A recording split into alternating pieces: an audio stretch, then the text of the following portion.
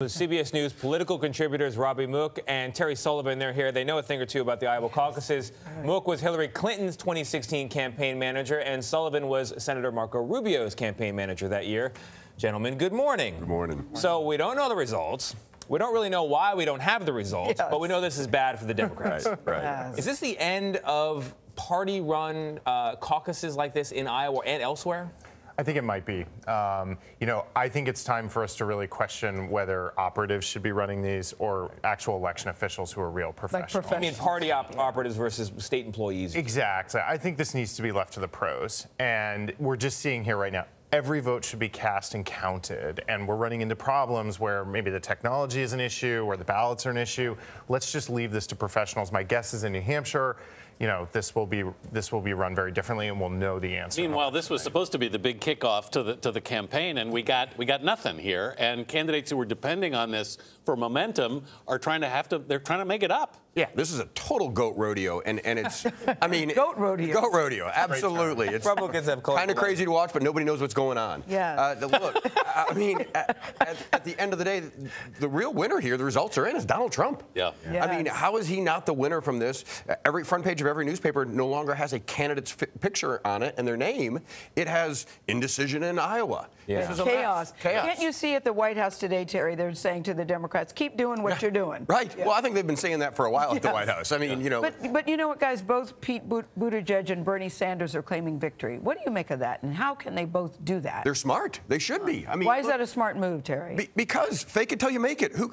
Go out and declare victory early and then move and go on to New Hampshire. And then when they come out with the results later today and say, oh, well, you were actually in second place, who cares? How do you trust the results? You don't. Yeah. That's the point. You can know the results are now meaningless. Meanwhile, Robbie, if I'm Mike Bloomberg, I'm thinking, glad I didn't show up for Iowa. Yeah, that might be true. And look, I think this was good for Biden in as much as we saw maybe he was coming in third, fourth place or something like that. Now he's no place, and that's better. But how is that good for him? How is it good for him? I mean, I think just when that stack ranking doesn't appear, if you were lower on those tiers, it's a good thing. Well, the optics didn't look good for him yesterday. When you saw the actual caucuses, you saw the number of people here and the number of people here, and you go to Biden's case, it was crickets in a lot of places. And the internal numbers that the Sanders campaign released showed Biden in fourth place. Yeah, and I was speaking to the Buttigieg people this morning too, and they said that they think that they did really well. So, but this is the point. We don't know. And I think this is why we've got to go to having the professionals, not the operatives, running this. So how now do the Republicans capitalize on this? It seems to be writing itself, actually. I will say, I think we're going to get through this and move on. I think there are only, 5, 6 caucuses left at all. Most of these states we're going into are big primary states. Yeah. We'll know the results. Like, this thing will start to move.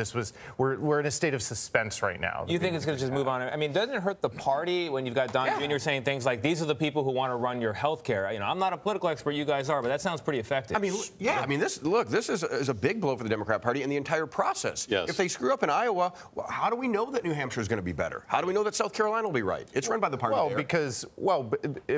in South Carolina, it's run by the state, I believe, and in New Hampshire as well. And O'Keefe, I think it was, who talked to a campaign manager who said the best thing to do right now is forget Iowa even happened. If I were a campaign, look, you got to keep moving forward. Yes. It's a long calendar. You just got to move. And dwelling on this, if you won, you don't want to dwell because we don't know if you won. If you did poorly, you don't want to dwell because maybe you did poorly. Just move on. You would do that too, Tim? Yeah, absolutely. Go to New Hampshire and focus on New Hampshire voters. That's the only thing in the world that matters today. Try to get some momentum there because you can't get it in Iowa. Robbie Mook, Terry Sullivan, thank you.